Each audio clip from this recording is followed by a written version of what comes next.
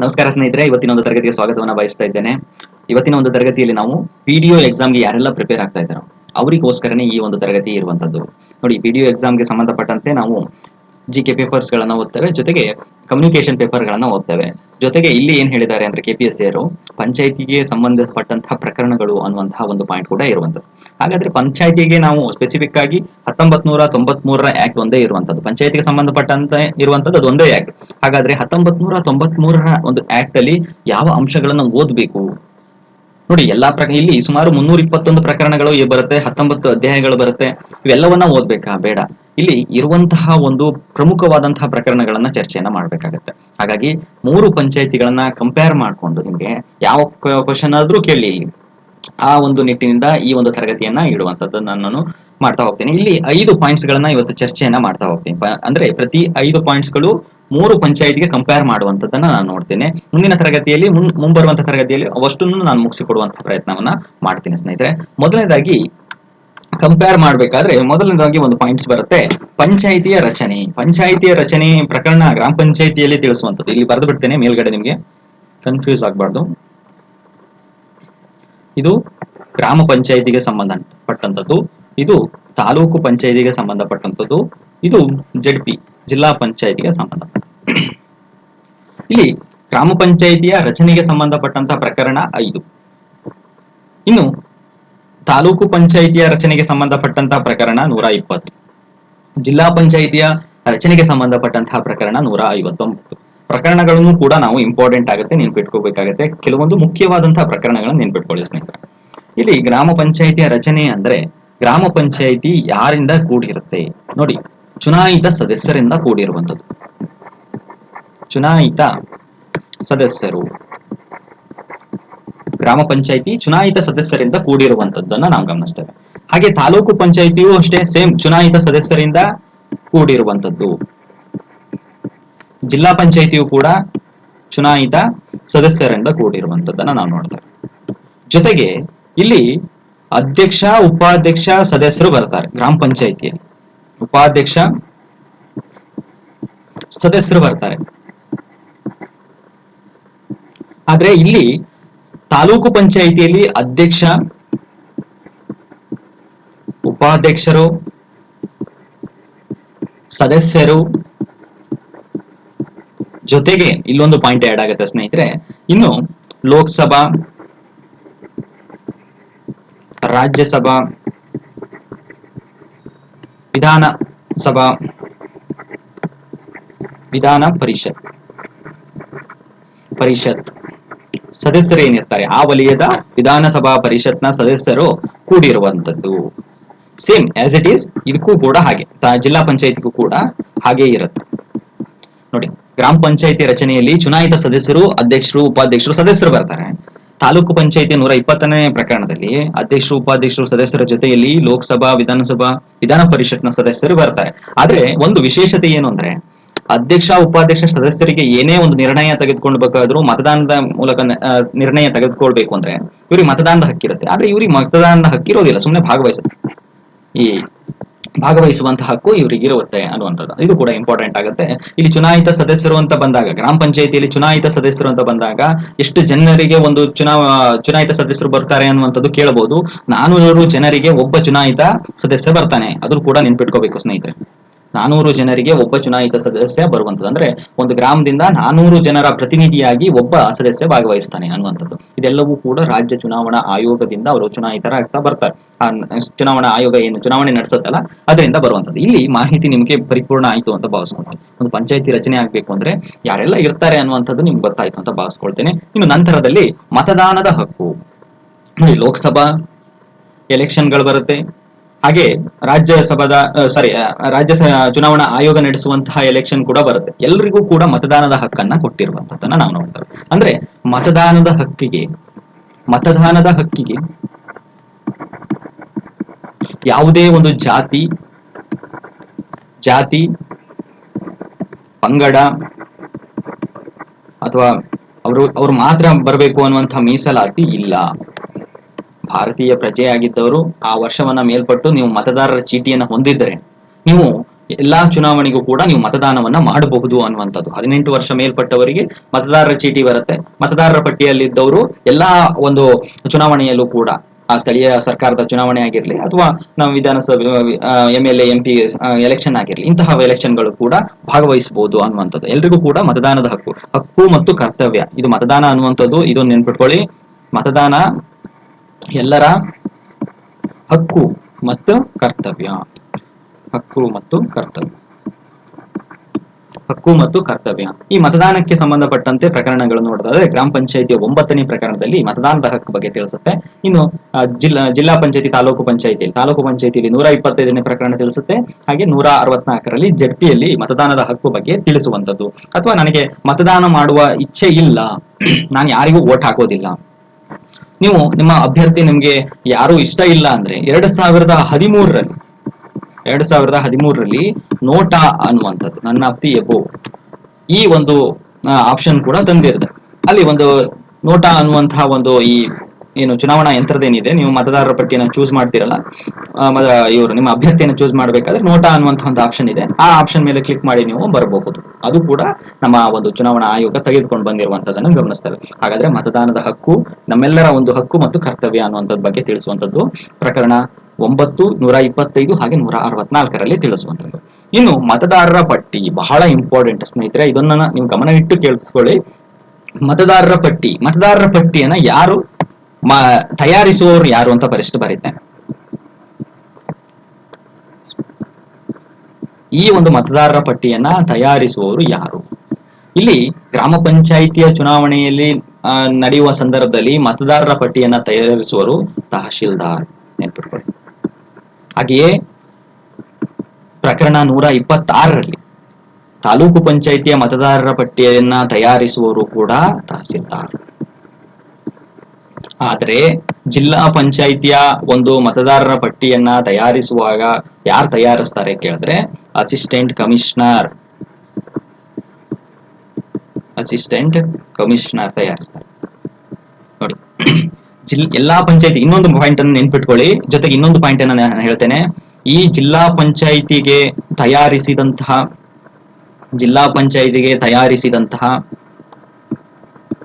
ಮತದಾರರ ಪಟ್ಟಿಯನ್ನ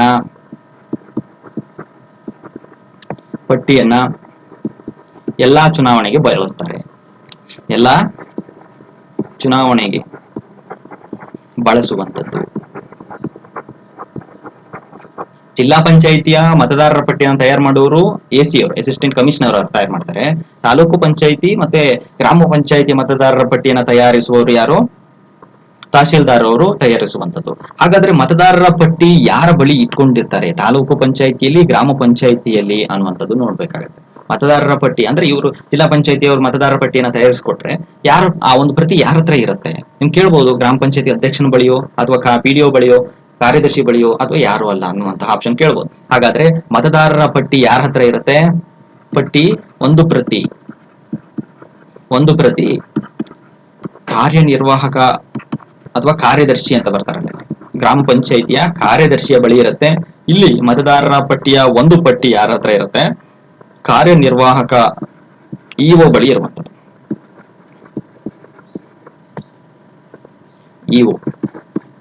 EO ಬಳಿ ಇರುವಂತದ್ದು.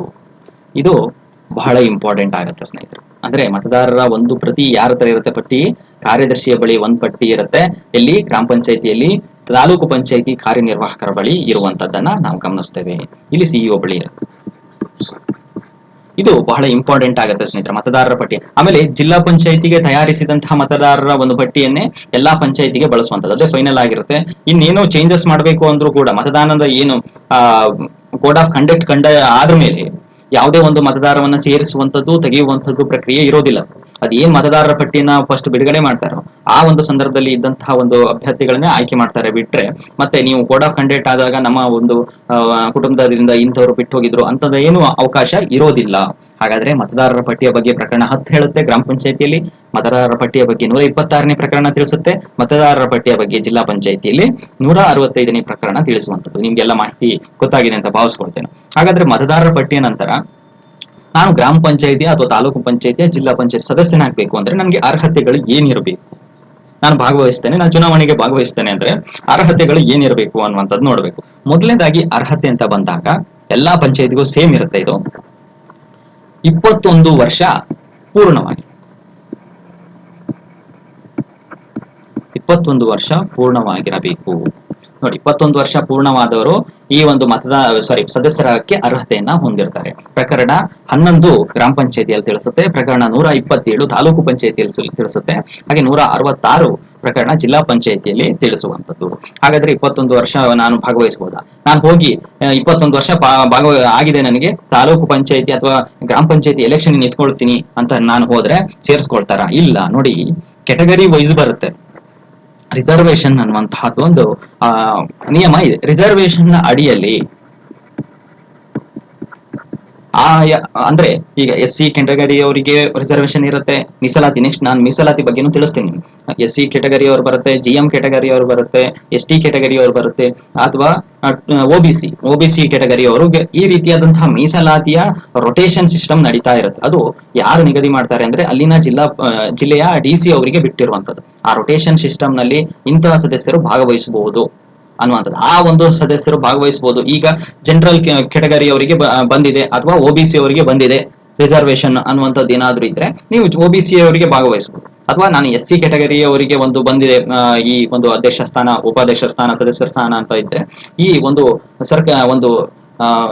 ರೊಟೇಷನ್ ಸಿಸ್ಟಮ್ ನಡೀತಾ ಇರುತ್ತೆ, ಅವರು ಭಾಗವಹಿಸಬಹುದು. ನಾನು SC ಕ್ಯಾಟಗರಿಗೆ ಒಂದು ಸ್ಥಾನ ಬಂದಿದೆ, ನಾನು OBC ಇದ್ದೀನಿ ಅಂದ್ರೆ ಆ ಸ್ಥಾನಕ್ಕೆ ಹೋಗಿ ಭಾಗವಹಿಸುವಂತಹ ಅವಕಾಶ ಇರೋದಿಲ್ಲ ಸ್ನೇಹಿತರೆ. ಇದು ಕೂಡ ನೆನಪಿನಲ್ಲಿ ಇಟ್ಕೋಬೇಕು. ಆದ್ರೆ GM ನಲ್ಲಿ ಯಾರು ಬೇಕಾದ್ರೂ ಭಾಗವಹಿಸಬಹುದು. ಈಗ OBCಗೆ ಸಂಬಂಧಪಟ್ಟಂತೆ ಸಿಗ್ಲಿಲ್ಲ ಅಂದ್ರೆ GM ನಲ್ಲಿ ನೀವು ಯಾರು ಬೇಕಾದ್ರೂ ಭಾಗವಹಿಸಬಹುದು. GM ಕ್ಯಾಟಗರಿಯಲ್ಲಿ ಯಾರು ಬೇಕಾದರೂ ಭಾಗವಹಿಸಬಹುದು. ಅದ್ರ ಬಗ್ಗೆ ತಿಳಿಸುವಂತ ಅಂದ್ರೆ ಸದಸ್ಯರ ಅರ್ಹತೆ ಬಗ್ಗೆ 21 ವರ್ಷ ಆಗಿರಬೇಕು. ಆ ರಿಸರ್ವೇಶನ್ ಸರ್ಕಲ್ ನಡೀತಾ ಇದ್ರೆ ಆ ಒಂದು ಸರ್ಕಲ್ ಅಡಿಯಲ್ಲಿ ಒಂದು ನಿಯಮಕ್ಕೆ ಒಳಪಟ್ಟು ಭಾಗವಹಿಸಬಹುದು ಅನ್ನುವಂಥದ್ದು. ಹಾಗೆ ಸದಸ್ಯರ ಅರ್ಹತೆಗೆ ಸದಸ್ಯರ ಅನರ್ಹತೆ, ಈಗ ಅನರ್ಹತೆ ಏನಾದ್ರೂ ಹೊಂದಿದ್ದರೆ ಅಂದ್ರೆ ಅನರ್ಹತೆ ಅಂದ್ರೆ ನೀವು ಮುಂದಿನ ಸ್ಲೈಡ್ ಅಲ್ಲಿ ಚರ್ಚೆ ಮಾಡ್ತೇನೆ. ಯಾವೆಲ್ಲಾ ಒಂದು ಸದಸ್ಯ ಆಗ್ಬೇಕು ಅಂದ್ರೆ ಅನರ್ಹತೆಯನ್ನ ಹೊಂದಿದ್ರೆ ಇವರು ಭಾಗವಹಿಸಕ್ಕೆ ಸಾಧ್ಯ ಇಲ್ಲ ಅನ್ನುವಂಥದ್ದು ಕೂಡ ತಿಳಿಸುತ್ತೆ. ಹಾಗಾದ್ರೆ ಸದಸ್ಯರ ಅನರ್ಹತೆ ಏನು? ನಾನೊಬ್ಬ ಸದಸ್ಯನ ಆಗ್ಬೇಕು ಅಂದ್ರೆ ಈ ಅನರ್ಹತೆಗಳು ಯಾವ್ಯಾವ ಬರುತ್ತೆ ಅನ್ನುವಂಥದ್ ಬಗ್ಗೆ ಪ್ರಕರಣ 12ರಲ್ಲಿ ಗ್ರಾಮ ಪಂಚಾಯತಿಯಲ್ಲಿ ತಿಳಿಸಿದ್ರೆ, ಪ್ರಕರಣ 128ರಲ್ಲಿ ತಾಲೂಕು ಪಂಚಾಯತಿ, ಹಾಗೆ 167ರಲ್ಲಿ ಜಿಲ್ಲಾ ಪಂಚಾಯತಿಯಲ್ಲಿ ತಿಳಿಸುತ್ತೆ. ಹಾಗಾದ್ರೆ ಸದಸ್ಯರ ಅನರ್ಹತೆ ಬಗ್ಗೆ ತಿಳಿಸುವಂತದ್ದು ಏನೇನಿದೆ ನೋಡಿ. ಇಲ್ಲಿ ನಾನು ಭಾಗವಹಿಸಬೇಕು, ಒಂದು ಚುನಾವಣೆಗೆ ಭಾಗವಹಿಸಬೇಕು ಅಂದ್ರೆ ಸೆಕ್ಷನ್ಗಳಲ್ಲಿ ನಾನು ಏನಾದ್ರೂ ಶಿಕ್ಷೆಯನ್ನ ಅನುಭವಿಸಿದ್ರೆ, ಈಗ ಭಾರತ ದಂಡ ಸಂಹಿತೆ ಅಂತ ಚೇಂಜ್ ಮಾಡಿದ್ದಾರೆ. ಮುಂಚೆ IPC ಸೆಕ್ಷನ್ ಅಂತ ಅನ್ನುವಂಥದ್ದು ಇತ್ತು. ಇಲ್ಲಿ okay, IPC Indian penal code IPC section 110ರ ಅಡಿಯಲ್ಲಿ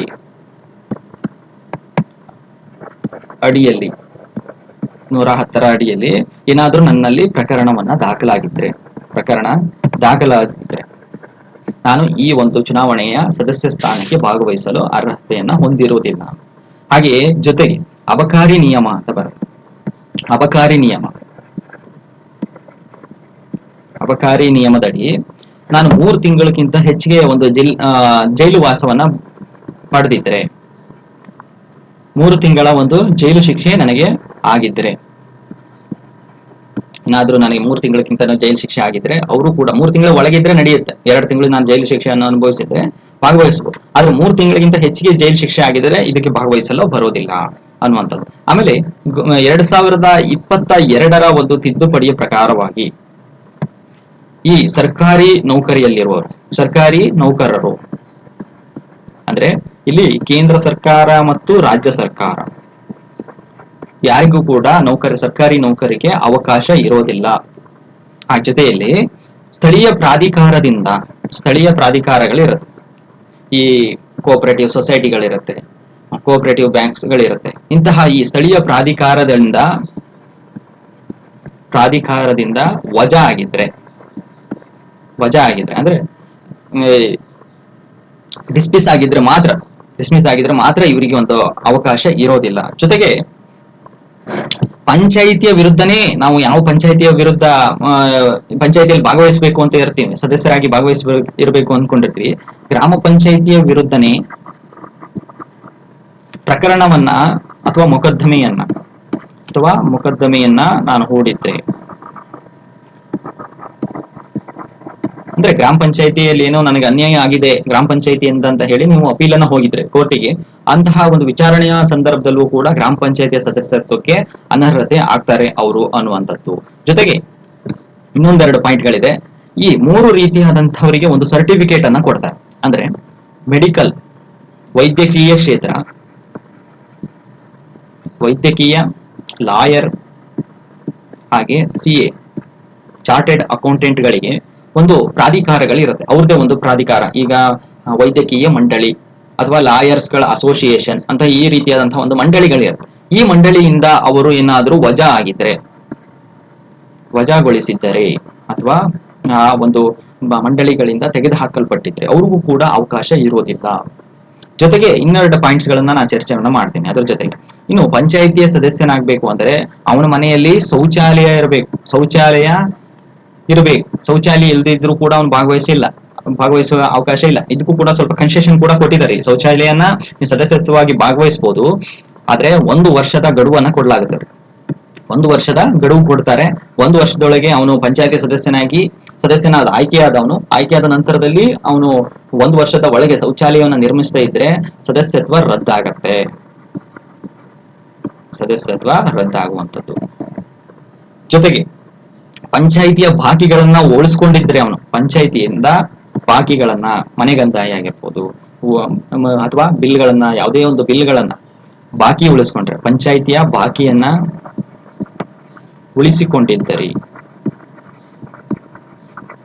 ಪಂಚಾಯಿತಿಗೆ ಅವನು ನಿಲ್ಲೋದಕ್ಕೆ ಅನರ್ಹನಾಗ್ತಾನೆ ಅನ್ನುವಂಥದ್ದನ್ನ ಕೂಡ ಹೇಳುವಂಥದ್ದು.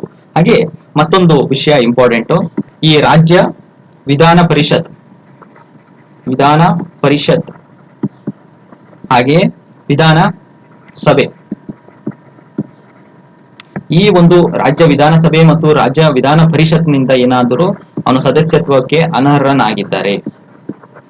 ಅನರ್ಹನಾಗಿದ್ರೆ ಕೂಡ ಈ ಒಂದು ಚುನಾವಣೆಗೆ ಭಾಗವಹಿಸಲು ಅವಕಾಶ ಇರೋದಿಲ್ಲ ಸ್ನೇಹಿತರೆ ಅನ್ನುವಂಥದ್ದು ಕೂಡ ಇಂಪಾರ್ಟೆಂಟ್ ಆಗುತ್ತೆ. ಇನ್ನು ಯಾವುದೇ ಒಂದು ಲಾಭದಾಯಕ ಹುದ್ದೆಯಲ್ಲಿದ್ರೂ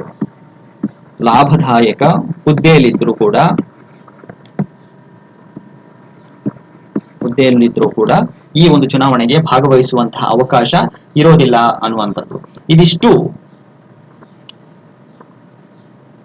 ಗ್ರಾಮ ಪಂಚಾಯಿತಿಯ ಅಥವಾ ಜಿಲ್ಲಾ ಪಂಚಾಯಿತಿಯ ಅಥವಾ ತಾಲೂಕು ಪಂಚಾಯಿತಿಯ ಸದಸ್ಯರಾಗೋದಕ್ಕೆ ಅನರ್ಹತೆಯನ್ನ ಮಾಡಿಕೊಳ್ಳುವಂತಹ ವ್ಯವಸ್ಥೆಗಳು. ಅನರ್ಹತೆಯನ್ನ ಯಾವ ರೀತಿಯಾಗಿ ಲೆಕ್ಕಾಚಾರ ಹಾಕ್ತಾರೆ ಅಂದ್ರೆ ಈ ರೀತಿಯಾಗಿ, ಅಂದ್ರೆ IPC ಸೆಕ್ಷನ್ಗಳನ್ನ ಅಡಿಯಲ್ಲಿ ಏನಾದರೂ ಪ್ರಕರಣ ದಾಖಲಾಗಿದ್ರೆ, ಸ್ಥಳೀಯ ಪ್ರಾಧಿಕಾರ ಅಥವಾ ಯಾವುದೇ ಒಂದು ಸೊಸೈಟಿಗಳಿಂದ ವಜಾವಾಗಿದ್ರೆ, ಅಥವಾ ಅಬಕಾರಿ ನಿಯಮದಡಿ 3 ತಿಂಗಳಿಗಿಂತ ಹೆಚ್ಚಿಗೆ ಒಂದು ಶಿಕ್ಷೆಯನ್ನು ಅನುಭವಿಸಿದ್ರೆ, ಇದೆಲ್ಲವೂ ಕೂಡ ನಾನು ಈ ಒಂದು ಪ್ರಕರಣ ಏನಾದ್ರೂ ನನ್ನ ಮೇಲೆ ಇದ್ರೆ ಈ ಒಂದು ಸದಸ್ಯತ್ವಕ್ಕೆ ನಾನು ಅನರ್ಹತೆಯನ್ನು ಹೊಂದುತ್ತೀನಿ ಅನ್ನುವಂಥದ್ದನ್ನ ತಿಳಿಸ್ಕೊಡುವಂತಹ ಪ್ರಕರಣ 12 ಹೇಳುವಂಥದ್ದು, ಪ್ರಕರಣ 128 ಹೇಳುವಂಥದ್ದು, 160 ಹೇಳುವಂತಹ ಎಲ್ಲಾ ಪಾಯಿಂಟ್ಸ್ ಗಳು ಸೇಮೆ. ಬಟ್ ಇಲ್ಲಿ ಪ್ರಕರಣಗಳ ಸಂಖ್ಯೆ ಅನ್ನುವಂಥದ್ದು ಚೇಂಜ್ ಆಗುತ್ತೆ, ಪಂಚಾಯಿತಿಗೂ ಡಿಫರೆನ್ಸ್. ಇದಿಷ್ಟು ಇವತ್ತಿನ ಒಂದು ತರಗತಿ ಆಗಿತ್ತು ಸ್ನೇಹಿತರೆ.